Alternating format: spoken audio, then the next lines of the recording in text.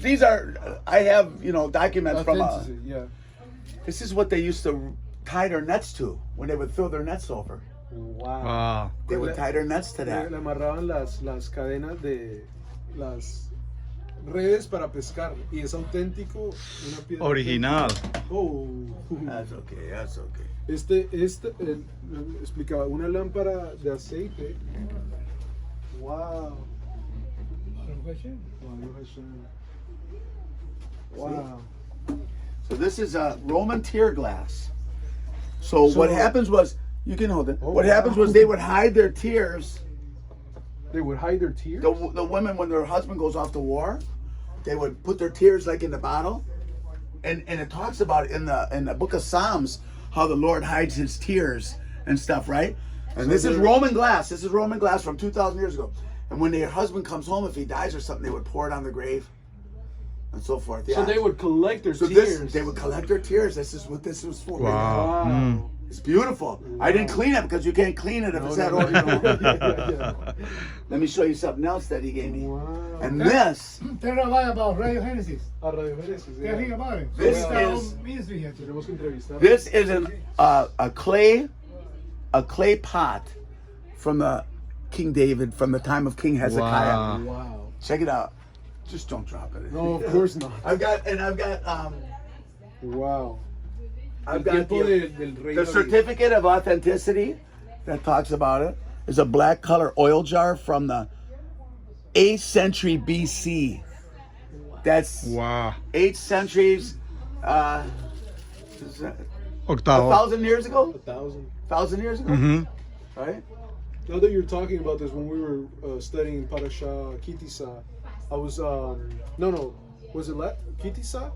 Yeah. Kitisa. Last week. Yeah. Last week, yeah. The shekel. I went online. I was like, how did a shekel look like, right? Oh, I have to have shekels. You do? Half Yeah, shekel. they actually start printing them again in Israel. There's a ministry called Beg Evri, and they started printing the half shekel again for those purposes. Yeah. And I have it. Where do I have it? I don't know exactly where it is. I but saw one. I was like, wow, it's great because it says.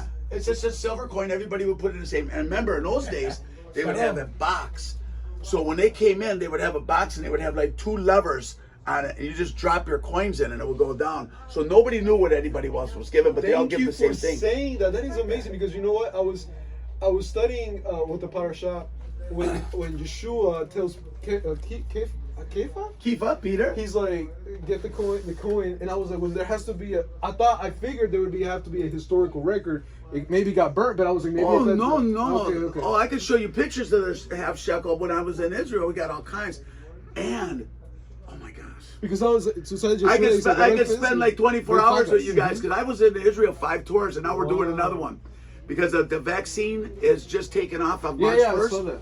And so we're going to go to the pyramids for the first 2 days in Egypt. Last year we went to, 2 years ago we went to Jordan, Mount Pisgah, where Moses looked out over the Promised Land. And our tour guide's a Jewish historian. He says, "You see right down there? That's where the Valley of Jezreel. That's where Jacob had his dream right there. See that little hill right there? That's the Tishbites lived on the other side. That's where Elijah lived.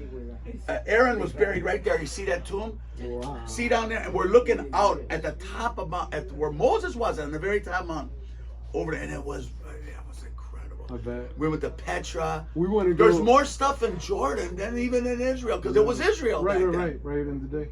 Yeah. This is my mother. That's your sister. Pleased to meet you. Bendiciones para usted y todos. Amen. Good Spanish. Good Spanish. Jesus Cristo. Vive hoy para siempre. Aleluya. Shalom. Muy linda. So let me ask you guys something.